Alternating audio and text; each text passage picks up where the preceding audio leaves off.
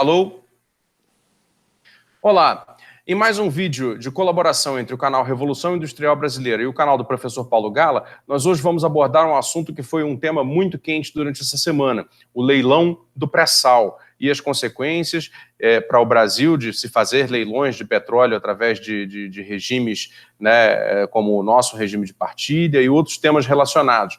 Professor Paulo Gala, muito obrigado mais uma vez aí pela entrevista e queria começar perguntando: como é que você avalia esse primeiro leilão aí do pré-sal na era do governo Bolsonaro, que veio a dar num chamado imenso fiasco, né, para as intenções de multinacionais petroleiras, já que a Petrobras abocanhou a grande quantidade, 90%, né, do petróleo nos poços que foram leiloados?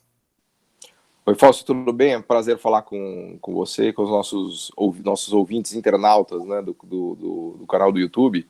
Eu gostei do resultado do leilão. Acho que foi um ótimo resultado. Fiquei feliz porque eu prefiro muito mais ver o petróleo brasileiro, do pré-sal, especialmente na mão da Petrobras, do que das petrolíferas aí mundo afora, né? E, bom, primeiro que não estava claro para essas companhias mundiais que seria lucrativo entrar no leilão nesses preços que foram colocados pelo governo, nesse regime, né? Por isso que elas não colocaram nem bid, né? Nem colocaram ofertas, né? Por que eu gosto do petróleo mais na mão da Petrobras, né?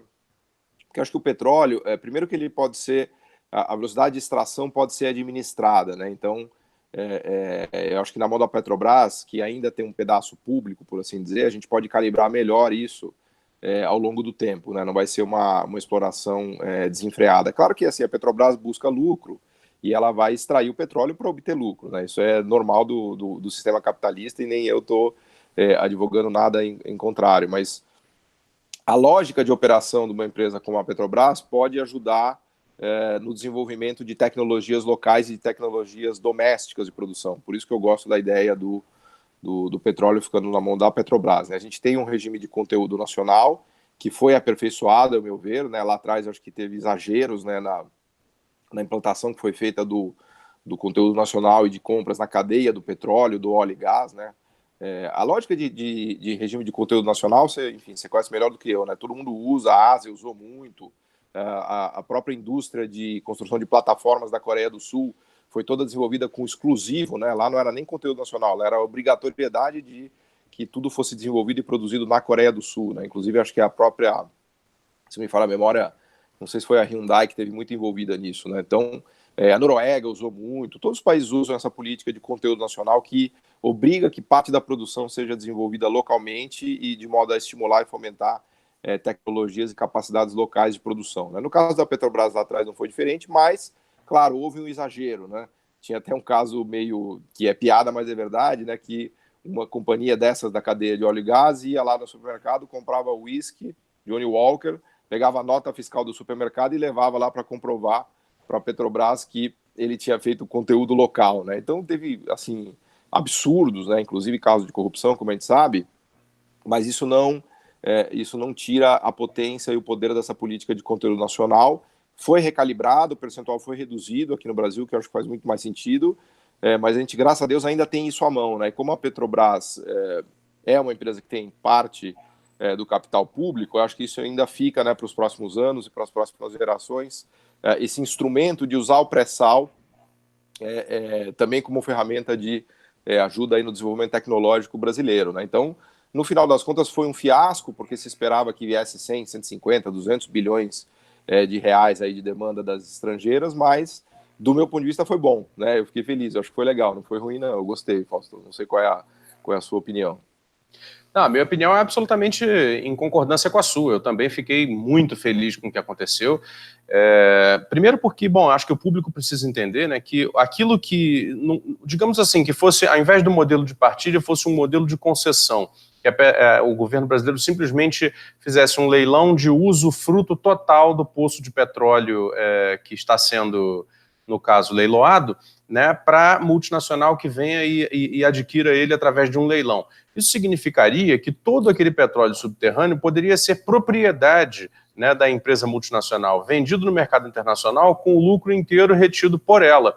E ao Brasil caberia apenas receber o que se chama de royalty, né?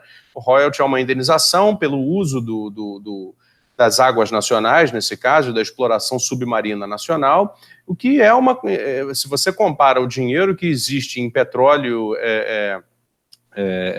enterrado lá dentro, no fundo do mar, né, e o royalty, é uma desproporção absurda.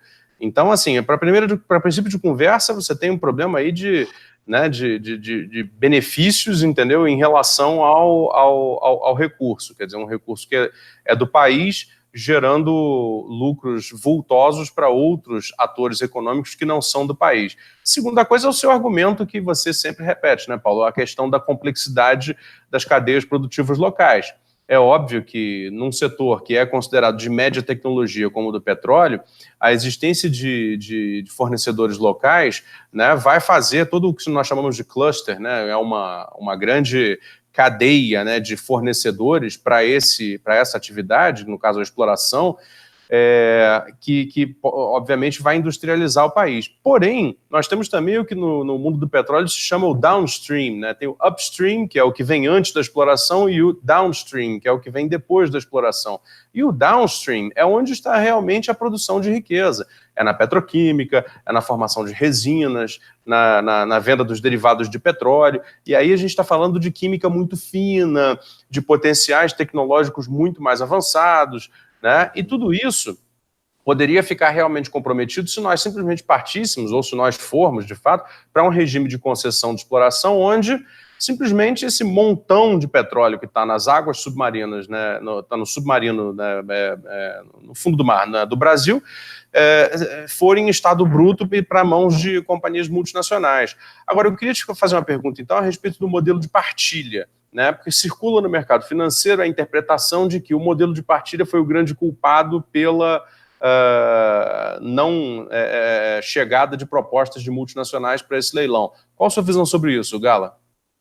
Sem dúvida que a partilha é um incômodo, né? Porque fica te colocando ali restrições, coisas que você não gostaria, né? Porque da ótica, vamos dizer assim, totalmente privada, o que a empresa multinacional quer é comprar a concessão e explorar o petróleo ali na velocidade que ela quiser, se ela quiser tirar mais, quiser tirar menos, ela quer decidir, quer ser autônoma em relação àquilo, né? Ela não quer que ninguém fique dando opinião, tendo sócios, ou que políticas públicas fiquem sendo misturadas, né, com essa questão. Então, de fato, é um incômodo da ótica curto-prazista de lucro, sem dúvida, que atrapalha, né? Agora, o ponto não é esse, o ponto é que o que é melhor para o país, né? Claro que a extração de petróleo gera PIB, né? E gera PIB porque, enfim, você está produzindo ali e aquilo ali entra na contabilidade do PIB. A questão é qual é a melhor forma possível de utilizar o petróleo nesta geração de PIB. A forma fácil e rápida é você fazer um leilão clean, concessão, que você vai lá, vende 100%, pega a grana, põe no orçamento e gasta, né? Isso vai te gerar um pouco de PIB ao longo do tempo, que na verdade não é nem PIB exatamente, Fausto, porque é uma depleção de recursos naturais, né? O pessoal do Banco Mundial avançou com umas medidas interessantes de PIB descontando depleção de recurso natural, né? Porque no limite você pode imaginar que a minério de ferro, petróleo, os extrativismos puros, minério de cobre do nosso querido Chile, né? Nem PIB porque na verdade você só está arrancando pedaços do meio ambiente, né? Então não dá nem para você chamar isso de PIB. E tem umas medidas interessantes no Banco Mundial, depois a gente pode deixar referência, de PIB sendo recalculados por tirando essa parte de depleção de recursos naturais, que é um negócio, vamos dizer assim, não nobre até no limite, né? E claro que os países pobres, quanto mais pobre, mais relevante no PIB é a depleção de recurso natural e o extrativismo, né? Então, isso tudo para dizer que tirar petróleo, tudo bem, que envolve uma tecnologia fantástica, né? Você tirar petróleo de 7 quilômetros abaixo do subsolo, do mar, é legal, mas muito mais legal é desenvolver as tecnologias, os equipamentos, os produtos, tanto upstream quanto downstream, que você pode usar downstream derivados do petróleo, domesticamente, se a gente tiver capacidade, né? Com isso eu não estou dizendo que o Estado vai criar uma empresa por decreto, né? Porque também isso daí é o erro, tem o erro do mercadismo excessivo e o erro do intervencionismo excessivo, né? Também não é isso que eu estou dizendo. O que eu estou defendendo aqui só é que, na linha do que você falou, o nosso pré-sal pode ser usado como uma ferramenta inteligente de desenvolvimento econômico, né? Como fizeram, por exemplo, os noruegueses, né? Você não vai simplesmente licitar para iniciativa privada e deixar o cara tirar todo aquele petróleo, né? E até, só para concluir, já estou falando demais, a história curiosa do petróleo, né, do pré-sal, porque era um poço da Shell, né? Não sei se você lembra e sabe desse detalhe, era um poço da Shell em conjunto com o Petrobras. Lá em 2002, 2003, a Shell não quis furar mais, porque ia gastar muita grana, acho que ia gastar, sei lá, 100 ou 150 milhões de dólares para furar mais fundo, e não tinha ainda essa ideia do pré-sal, e a Shell falou, quer saber, eu não vou gastar essa grana, porque, enfim, acho que não vai valer o risco-retorno. Aí a Petrobras acabou, acho que ficando com o poço, não sei se comprou pedaços da Shell, e furou e achou o pré-sal, que é uma reserva quase do tamanho da Arábia Saudita aqui no Atlântico Sul, né? Então, é uma coisa curiosa, né? Porque dependendo ali da iniciativa privada pura e simples, não teria sido achado o pré-sal, né? Pelo menos naquela época. A tecnologia era, enfim, mais precária, podemos discutir tudo isso, mas o fato é que a decisão privada pura e simples provavelmente não teria descoberto o pré-sal, como a gente descobriu, né? Teve um componente muito importante de investimento público em tecnologia, em exploração, que foram decisões públicas da Petrobras, né? Então, isso ilustra um pouco, até o mundo dá voltas, né? Até curioso como o lado público da Petrobras que descobriu o pré-sal, não foi a Shell privada, né? Perfeitamente. Bom, eu acho que vamos ficando por aqui nesse primeiro vídeo em que a gente aborda petróleo, nessa nossa colaboração, né? Mas é um tema muito interessante, acho que a gente pode voltar a ele em algumas outras ocasiões, né? Principalmente quando, né, a agenda nacional aí permitir, né? Quer dizer, é um assunto que vai ficar voltando. Num próximo vídeo, quem sabe, a gente pode discutir um pouco mais sobre a questão da modelagem, né? Mas, Paulo, muito obrigado mais uma vez por essa colaboração. Até um próximo vídeo aí no canal Revolução Industrial Brasileira, inscreva-se, e no canal do professor Paulo Galo também se inscreva, ambos no YouTube. Até a próxima. Obrigado, Paulo. Obrigado, Faustão. Um abração para todo mundo.